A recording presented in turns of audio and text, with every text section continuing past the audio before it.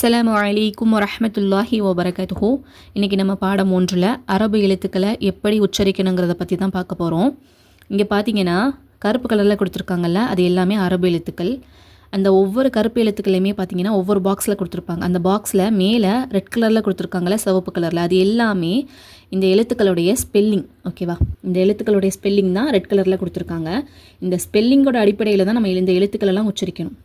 ஓகேவா, இப்போ நம்மளுடைய பேரை எப்படி நம்ம கரெக்டான உச்சரிப்பில் உச்சரிக்கிறோம்னா, நம்ம பேரோட ஸ்பெல்லிங் வச்சு இந்த எழுத்துக்களை இப்படி தான் உச்சரிக்கணும், இந்த எழுத்தோட சவுண்ட் இப்படி தான் இருக்கும், இதன் அடிப்படையில் தான் நம்ம பேரை கரெக்டாக உச்சரிக்கிறோம். ஸோ அதே மாதிரி தான் இந்த அரபு எழுத்துக்களையுமே அதோட ஸ்பெல்லிங் வச்சு தான் நம்ம கரெக்டாக உச்சரிக்கணும்.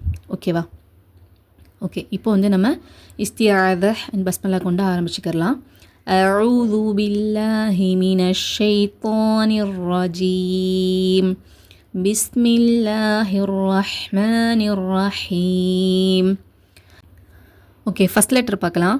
ஃபஸ்ட் லெட்டர் அலிஃப். அலிஃப் அலிஃப் இந்த எழுத்தை உச்சரிக்கும் போது ஃபஸ்ட் லெட்டர் பாருங்கள், ரெட் கலரில் கொடுத்துருக்காங்கல்ல, ஸ்பெல்லிங் பார்த்துக்குறங்க. ஃபஸ்ட்டு ஹம்சா இருக்குது. ஹம்சாவோட சவுண்ட் எப்படி இருக்கும்? குறியீடுகள் பெற்று வரும்போது அ இ உ, அ இ உ. ஓகேவா, ஸோ அதனால் அ அ அதனால் ஹம்சாவோட சவுண்டை கரெக்டாக கொடுத்து வச்சுரிங்க. நார்மலாக ஆ சொல்லாமல் அ அ இந்த மாதிரி கொடுத்து வச்சுரிங்க.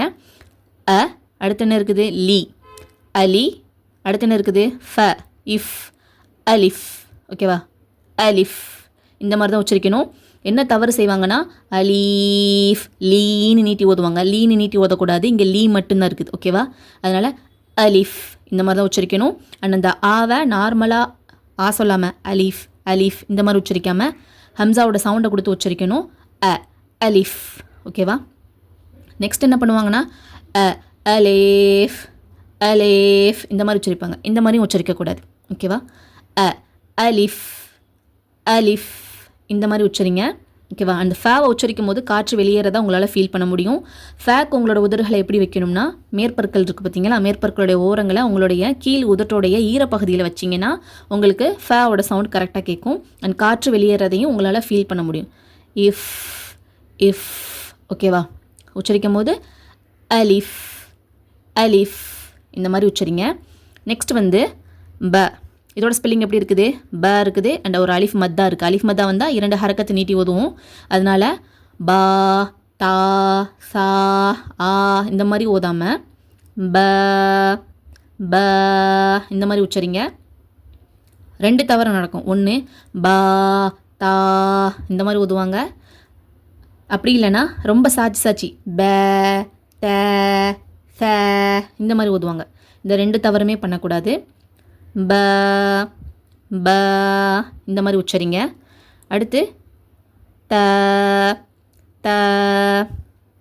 நெக்ஸ்ட்டு ஹ ஹ ச ச. இந்த எழுத்தை உச்சரிக்கும் போது உங்களோட நுனிநாக்கு எங்கே இருக்கும்னா, உங்கள் நாவோடைய நுனிநாக்கு இருக்குது பார்த்தீங்களா, நுனிநாக்கை நல்லா கூர்மையாக்கிட்டு மேற்பற்கள் இருக்குல்ல, மேற்பற்களுடைய முதல் 2 பற்கள் இருக்குல்ல, பால் பற்கள்னு சொல்லுவோம்ல, அந்த பால் பற்களுடைய ஓரங்களில் போயிட்டு நம்மளோட நுனிநாக்கை லேசாக பதிக்கணும். அழுத்தமாக பதிக்கக்கூடாது, லேசாக பதிக்கணும். ஓகேவா, அந்த 2 பற்கள் தான் கணக்கு. ஓகேவா, அதில் தான் நம்மளுடைய ஃபோக்கஸ் மொத்தமும் இருக்கணும். நுனிநாக்கு அந்த 2 பற்களில் போய் பதிக்கணும். அடுத்து இந்த 3வது பல்லு 4வது பல்லு இருக்குது பார்த்தீங்களா, அதில் நம்மளோட நுனிநாக்கை சப்போர்ட்டுக்காக வச்சுக்கிறலாம். பட் மெயின் ஃபோக்கஸ் அந்த 2 பல்லில் தான் வைக்கணும். ஸோ வச்சு லேசாக காற்றை வெளிப்படுத்தி உச்சரிங்க. ஓகேவா, ஃபஸ்ட்டு காற்றோட சவுண்டு வரணும், அதுக்கப்புறமாடி தான் அந்த எழுத்தோட சவுண்டு வரணும். ஃபஸ்ட்டு ஃப ஃப இந்த மாதிரி. ஓகேவா, ஃப ஃப இந்த மாதிரி உச்சரிங்க. நெக்ஸ்ட்டு இது என்னது? நடுவில் புள்ளி வரும். ஓகேவா, குழப்பிக்காதீங்க. ஜீம்க்கு நடுவில் புள்ளி வரும். ஃபஸ்ட்டு ஜீமில் என்ன தவறு செய்வாங்கன்னு சொல்லிடுறேன். ஜீமை உச்சரிக்கும் போது ஒன்று இசட் சவுண்ட் கொடுத்து ஜீம் ஜீம் இந்த மாதிரி உச்சரிப்பாங்க. அப்படி இல்லைன்னா எஸ் சவுண்ட் கொடுத்து சீம் சீம் இந்த மாதிரி உச்சரிப்பாங்க. அப்படி இல்லைன்னா உதடுகளை ரொம்ப விரித்து ஜீம் ஜீம் இந்த மாதிரி சொல்லுவாங்க. இந்த தவறுகளெல்லாம் தவிர்த்துக்கிறங்க. இதை நார்மலாக சொல்லுங்கள். ஜீம் ஜீம் ஜீம். ஓகேவா, ஹெவியாக சொல்லாதீங்க அந்த ஜாவை. ஓகேவா, ஜி ஜி அதை ரொம்ப ஹெவியாக சொல்லாதீங்க, நார்மலாக சொல்லுங்கள். ஓகேவா, இது வந்து இதோட ஸ்பெல்லிங் பார்த்துக்கிறங்க. ஜி ஒரு யா மத்தா கொடுத்துருக்காங்க, அதனால் 2 ஹரக்கத் நீட்டி ஓதணும். அண்டு இம், ஓகேவா, ஜீம், ஓகேவா, ஜீம் ஜீம், ஓகேவா. நெக்ஸ்ட் வந்து இது காற்றை வெளிப்படுத்தி உச்சரிக்கணும்.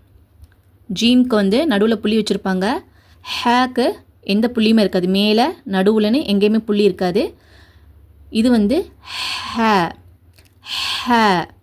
இந்த எழுத்தை உச்சரிக்கும் போது ஃபஸ்ட்டு காற்றை தான் வெளிப்படுத்தணும், ஓகேவா. இது வந்து காற்றை வெளிப்படுத்தி உச்சரிக்கக்கூடிய எழுத்து, அதனால் ஃபஸ்ட்டு காற்றை வெளிப்படுத்தி இந்த சவுண்ட் ஃபஸ்ட்டு வரணும். அதுக்கப்புறமாட்டி தான் எழுத்தோட சவுண்டு வரணும். நம்ம ஏதாவது ஜூஸ் குடித்தோம்னா, தண்ணி குடித்தோம்னா, இல்லைனா ஏதாவது மிளகா கடிச்சிட்டு நம்மளுக்கு ரொம்ப காரமாக இருந்துச்சுன்னா இந்த மாதிரி சொல்லுவோம்ல. ஸோ இந்த சவுண்டை ஃபஸ்ட்டு கொடுத்து தான் உச்சரிக்கணும். ஸோ ஹே ஹே ஹே இந்த மாதிரி உச்சரிங்க. நெக்ஸ்ட்டு இந்த நெக்ஸ்ட் லெட்டர் வந்து காரலாக சொல்லக்கூடிய ஹா, ஓகேவா. இது வந்து காற்றை வெளிப்படுத்தி உச்சரிக்கக்கூடிய ஹ ஹ. இதில் வந்து மேலே நடுவுலன்னு புள்ளிகள் இருக்காது. பட் காரலாக உச்சரிக்கக்கூடிய ஹால மேலே வந்து ஒரு புள்ளி இருக்கும். ஸோ மேலே ஒரு புள்ளி வந்தது அப்படின்னா இதை வந்து காரலாக உச்சரிக்கணும், ஓகேவா. இப்போ நான் ஸ்டார்டிங்கில் இப்போ தான் கற்றுக்கிறேன்னா அந்த காரல் சவுண்டு வந்து எங்கேருந்து வருதுங்கிறத நம்ம கண்டுபிடிக்கணும்ல. அதனால் உங்களுக்கு சவுண்ட் ஹெவியாக இருக்கலாம் அந்த காரல் சவுண்டு. ஒன்ஸ் நீங்கள் கண்டுபிடிச்சிட்டிங்கன்னா அடுத்து போக போக அந்த காரல் சவுண்டை கம்மி பண்ணிடணும். ரொம்ப காரி சொல்லக்கூடாது. ரொம்ப காரி சொன்னோம்னா இந்த எழுத்துடைய சவுண்ட் வந்து தப்பாக வருதுன்னு அர்த்தம், ஓகேவா. அதனால் அந்த காரல் சவுண்டு அதிகமாக இருக்கக்கூடாது.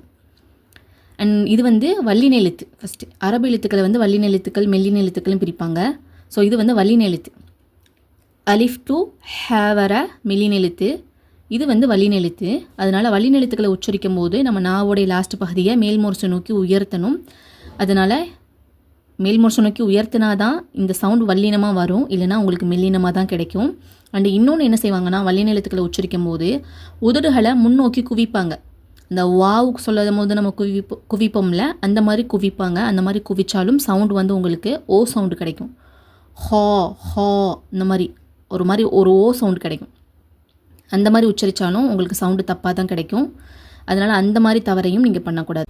இந்த எழுத்து வந்து நம்ம தொண்டையோடைய ஆரம்ப பகுதியிலேருந்து வரக்கூடிய எழுத்து. இது இந்த ஹா வந்து தொண்டையோடைய நடுப்பகுதியிலேருந்து வரக்கூடிய எழுத்து, ஓகேவா. அதையும் தெரிஞ்சுக்கிறங்க. இது வந்து தொண்டையோட எழுத்துக்கள் ரெண்டுமே. இது ஆரம்ப பகுதி, இது நடுப்பகுதி, ஓகேவா.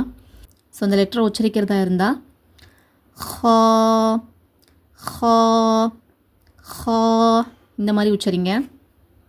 நெக்ஸ்ட் வந்து இது என்னது, டேல் டேல் டேல், ஓகேவா. நெக்ஸ்ட் வந்து இது வேல் வேல், ஓகேவா. இந்த எழுத்தும் ஒரே ஏரியாலேருந்து வரும், ஓகேவா. இந்த எழுத்தும் ஒரே ஏரியாலேருந்து வரும். இதுக்கு லேசாக நம்மளுடைய நாக்கை அந்த மேற்பற்களுடைய ஓரங்களை லேசாக பதிப்போம். இந்த எழுத்துக்கு இதை விட கொஞ்சம் லேசாக எக்ஸ்ட்ராவாக கொஞ்சம் லேசாக அழுத்தம் கொடுத்து பதிப்போம். இந்த வேலை உச்சரிக்கும் போது என்ன மிஸ்டேக் பண்ணுவாங்கன்னா ஜேல்னு சொல்லுவாங்க. ஜேல்னு சொல்லக்கூடாது. இது வந்து வேல், ஓகேவா. இதை வந்து ப்ராக்டிஸ் பண்ணுறீங்கன்னா ஃபஸ்ட்டு உங்களோட நுனிநாக்கை நல்லா கூர்மையாக்கிட்டு உங்கள் மேற்பற்களுடைய 2 பற்களை சூஸ் பண்ணிவிட்டு அதில் உங்களோட நுனிநாக்கை அழுத்தமாக பதிங்க, லேசாக அழுத்தமாக பதிங்க, ஓகேவா. ரொம்ப அழுத்தமாக பதிக்காதீங்க, லேசாக அழுத்தமாக பதிச்சுட்டு ஃபஸ்ட்டு இந்த சவுண்ட் எப்படி வரும்னா உங்களுக்கு பதிக்கும் போது ஒரு வைப்ரேஷன் உங்களுடைய நாக்கில் ஃபீல் ஆகும், ஓகேவா. வைப்ரேஷன் ஃபீல் ஆகும். ஸோ அந்த வைப்ரேஷனோடைய வேல் வேல் வேல் இந்த மாதிரி ப்ராக்டிஸ் பண்ணுங்கள் இன்ஷா அல்லாஹ். ஸோ இது வந்து என்னது, வேல் வேல், ஓகேவா. நுனினாக்க மேற்பற்களுடைய 2 பற்களுடைய ஓரங்களில் பதிக்கணும், அதை மறந்துடாதீங்க, ஓகேவா. அப்படி பதிச்சாதான் இந்த எழுத்தையும் வித்தியாசப்படுத்தி காட்ட முடியும். இல்லைனா ரெண்டோட சவுண்டுமே ஒரே மாதிரி நம்மளுக்கு கிடைக்கும், ஓகேவா. நெக்ஸ்ட் இது வந்து ரா ரா ரா, ஓகேவா. இதை வல்லினமாகவே உச்சரிங்க. ரா கிடையாது, ரே கிடையாது, ரா ரா ரா, ஓகேவா. ரே ரே தப்பு, ரா ரா இதுவும் தப்பு. இது எப்படி உச்சரிக்கணும், ரா ரா ரா, ஓகேவா. அண்ட் வந்து இந்த வல்லினத்தை உச்சரிக்கும் போது இந்த ராவை உச்சரிக்கும் போது உதடுகளை குவிச்சிடாதீங்க ஓகேவா. இதையும் சரி உச்சரிக்கும் போது உதடுகள் குவியக்கூடாது, அதை கான்சென்ட்ரேட் பண்ணிக்கிறங்க, ஞாபகம் வச்சுக்கிறங்க. ஹா தான் சொல்லணும், ஹா ஹா. உதடுகள் குவியக்கூடாது, உதடுகள் குவிஞ்சிச்சுன்னா சவுண்டு தப்பாக வரும். ரா இந்த மாதிரி உதடுகளை குவிக்கக்கூடாது ஓகேவா. உதடுகளை குவிக்காமல் பார்த்துக்கிறங்க இந்த 2 எழுத்தையுமே உச்சரிக்கும் போது. இப்போ இதுலேருந்து இதுவரை பார்த்துடலாம். அலிஃப், ப, த, ஸ, ஜீம், ஜீம், ஹ, ஹா, ஹா, دال دال ذال ذال را را